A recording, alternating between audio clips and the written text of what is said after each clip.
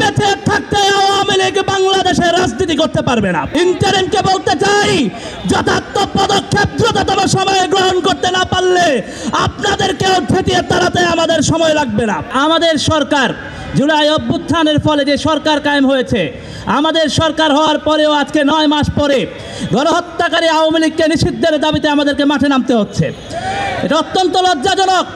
যারা আমরা মাঠে 2000-এর উপর শহীদকে শাহাদাত বরণ করতে দেখেছি, যারা আমরা দেখেছি হেলিকপ্টার থেকে গুলিবর্ষণের দৃশ্য, যারা আমরা দেখেছি নির্বিচারে গুলি করে কিভাবে আমাদের ভাই বোনদেরকে শহীদ করা হয়েছে, যারা আমরা দেখেছি পুলিশের সেই সদস্যদের যাদের মধ্যে কোনো গিলটি ফিলিং নাই, আওয়ামী লীগের সেই সদস্যদের যাদের মধ্যে কোনো গিলটি ফিলিং নাই, জনগণের বুকের উপরে গুলি চালাতে যারা নির্দ্বিধায় গুলি চালিয়েছেন, আজকে আবারও আমরা দেখছি বাংলাদেশের মাঠে ঘাটে আওয়ামী লীগের নামে, শেখ হাসিনার নামে, খুনি হাসিনার নামে মিছিল হয়।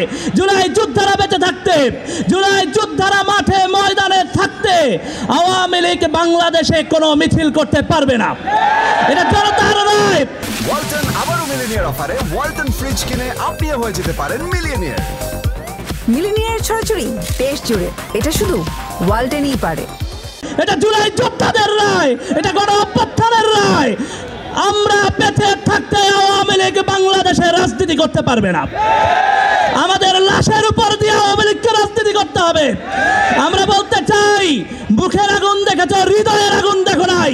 দিল্লিতে বসে ষড়যন্ত্র করে আমাদেরকে, আমাদের সহযোদ্ধাদেরকে যদি শহীদ করতে চাও, তাহলে আমরাও বলতে চাই, আমরা হেলিকপ্টারের গুলিকে ভয় পাই নাই, চোখের সামনে গুলিকে ভয় পাই নাই, আওয়ামী সন্ত্রাসীদের হামলাকে ভয় পাই নাই।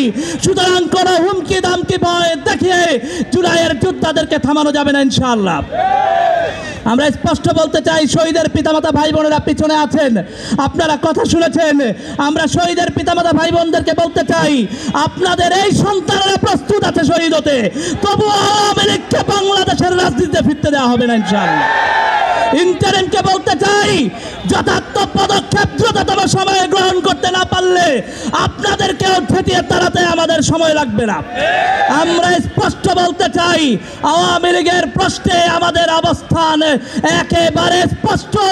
শহীদের রক্তে রঞ্জিত পিলখানা শাপলা জুলাই আল্লামা সাঈদীর রায়ের দিন বিচারিক হত্যাকাণ্ডের প্রতিবাদে যে শহীদ হয়েছে, আপনারা জানেন মোদী বিরোধী আন্দোলনে যে শহীদ হয়েছে, এই দীর্ঘ 16 বছরে ফ্যাসিবাদ বিরোধী আন্দোলনে যারা গুমের শিকার হয়েছেন, এই সমস্ত অত্যাচারিত নির্যাতিত মানুষের সাক্ষী আমরা যারা আছি, আমরা বেঁচে থাকতে আওয়ামী লীগ রাজনীতি বাংলাদেশে করতে পারবে না ইনশাআল্লাহ। আমাদের রক্তের উপর দাঁড়িয়ে আমরা এই শপথ নিয়েছি, ইনশাআল্লাহ আগামীর দিন, আগামীর বাংলাদেশ জুলাই সহযোদ্ধা, জুলাইয়ের আকাঙ্ক্ষার উপর রাজনীতি নির্মাণ হবে ইনশাআল্লাহ।